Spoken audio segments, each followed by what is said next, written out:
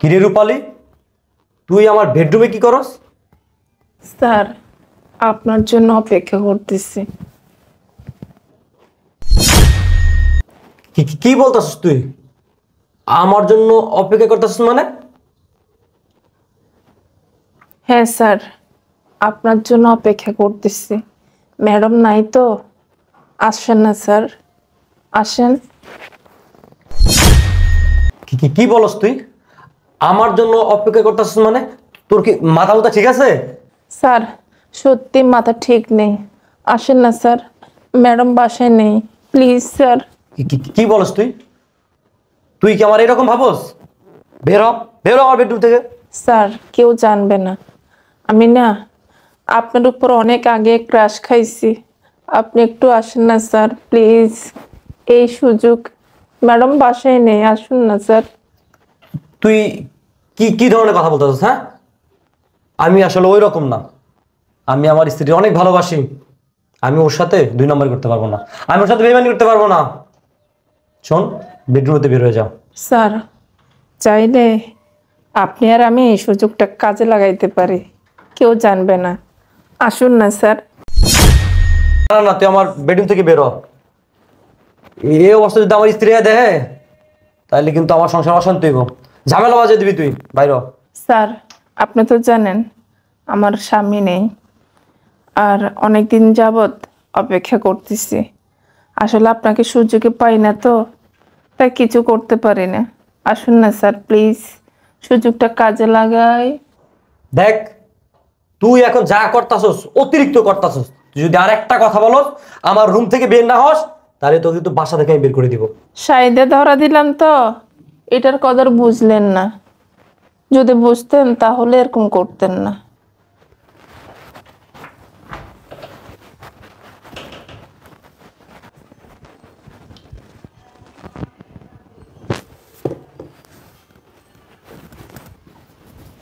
তাহলে ও আমাদের ফাঁদে পা দিল না তো? ম্যাডাম, স্যারের ক্যারেক্টার তো ভালোই, তাহলে স্যারকে কেন পরীক্ষা করলেন? পরীক্ষা তো আমাকে করতেই হতো। আমি 1 সপ্তাহের জন্য ঢাকার বাইরে যাব। ম্যাডাম, স্যার আপনাকে অনেক ভালোবাসে। হ্যাঁ, সেটা তো দেখলামই। এখন আমি একদম নিশ্চিন্তে ঢাকার বাইরে যেতে পারবো 1 সপ্তাহের জন্য। ম্যাডাম, আপনি যান, আমি এদিকে সব দেখে রাখবো। ঠিক আছে, এখন ওঠ। হ্যাঁ ম্যাডাম। আয়, আমারও সব রেডি করতে হবে।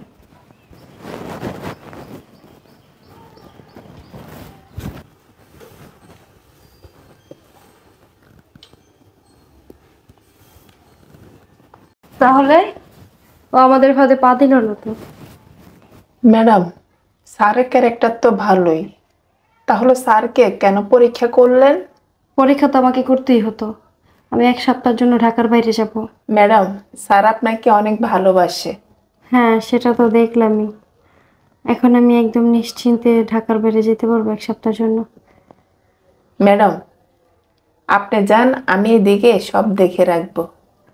ঠিক আছে। ও মাই গড, আল্লাহ বাঁচাইছে।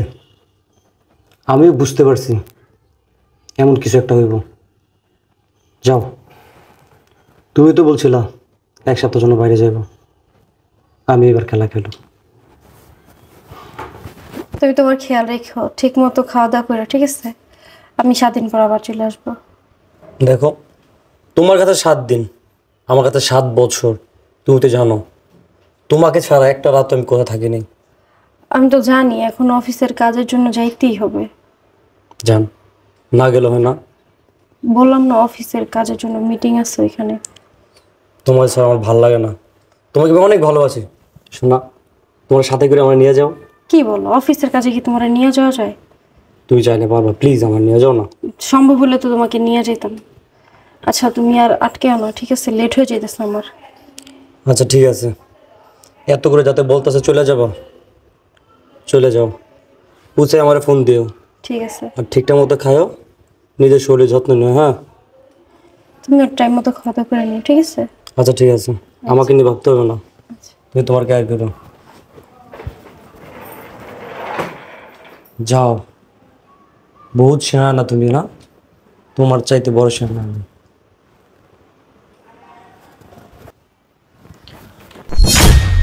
ব্যাপার স্যার, আপনি আমাকে এভাবে ধরছেন কেন?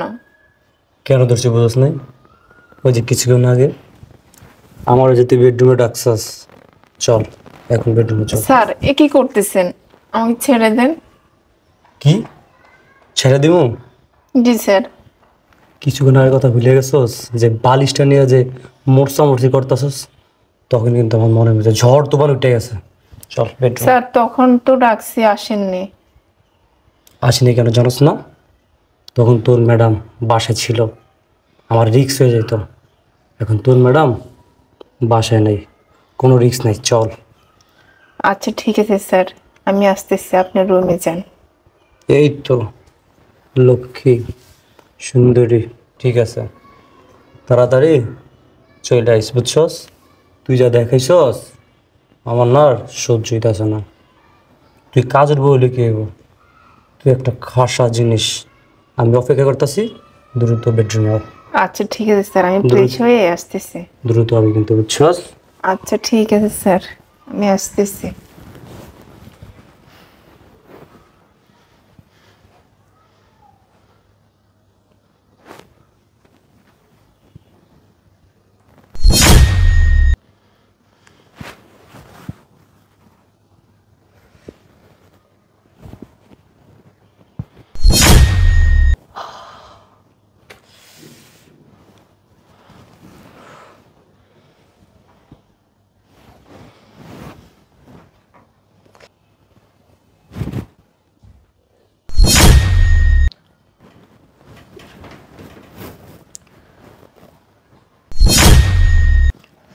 তুমি এখানে? কেন? আমাকে দেখে অবাক হলো নাকি? এখানে কি অন্য কারো থাকার কথা ছিল? ইয়ে না, তুমি না এক সপ্তাহের জন্য চলে গেছিলা?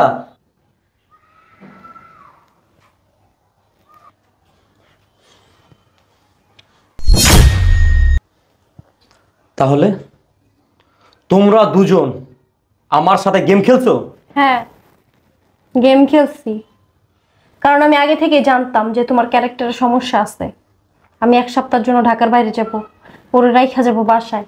সেজন্য এই ছোট পরীক্ষাটা করলাম যে তুমি নিজের ঠিক রাখতে পারো কি পারো না। কিন্তু না, একটা কাজের মহিলা, বয়স্ক, তারও ছাড় দিলা না। তার প্রতি তোমার ফিলিংস চলে আসছে। হুম, দেখো, তুমি আমার বিশ্বাস করো, আমি তোর অনেক ভালোবাসি। আমার কোনো দোষ নাই, সব দোষ রূপালীর। রূপালী আমারে বাজে বাজে গীত করতো, বেডরুমে ডাকতো। আমি ছেলে মানুষ, আমি ক্ষণিকের সুখের জন্য সব কিছু ভুলে গেছি।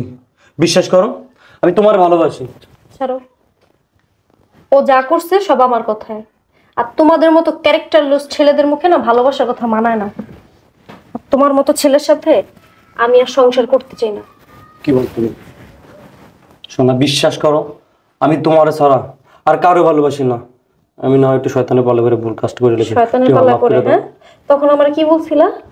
তোমার ছাড়া 7 দিন কিভাবে থাকবো? তোমার কাছে 7 দিন, আমার কাছে 7 বছর। তোমার ছাড়া আমি এক মুহূর্ত থাকতে পারবো না। আমি দরজা থেকে বের হইতে না হইতে তুমি কাজের মেয়ের কাছে চলে আসছো। হ্যাঁ, এত ভালোবাসো আমারে। এই ভালোবাসার আমার কোনো প্রয়োজন নেই। ছাড়ো, হাত ছাড়ো, হাত ছাড়ো। শোনো, তুমি যাও না, হাত ছাড়। তোমার আমি অনেক ভালোবাসি। তুমি বিশ্বাস করো, এরকম কাজ আর আমি জীবনও করবো না। প্লিজ তুমি আমার ছেড়ে যাও না, আমাকে করে দাও। বিশ্বাস আর তোরে, তুই বিশ্বাসের অযোগ্য, ক্যারেক্টার লুস। আয় আয়। হ্যাঁ ম্যাডাম চলেন, এখানে থাকলে আমারও বিপদ হতে পারে। চলেন। প্লিজ যাও না। তুই আর জীবনও তোর এই ফেসটা নিয়ে আমার সামনে এসে দাঁড়াবি না। একটা ভুলই তো হয়েছে। কি একটা ভুল করলাম, বুড়ো একটা কাজের বুড়োর পাল্লায় পড়িয়া আমার সুন্দরী বউটা হারাইলাম আর আমার সংসারটা ভেঙে দিলাম।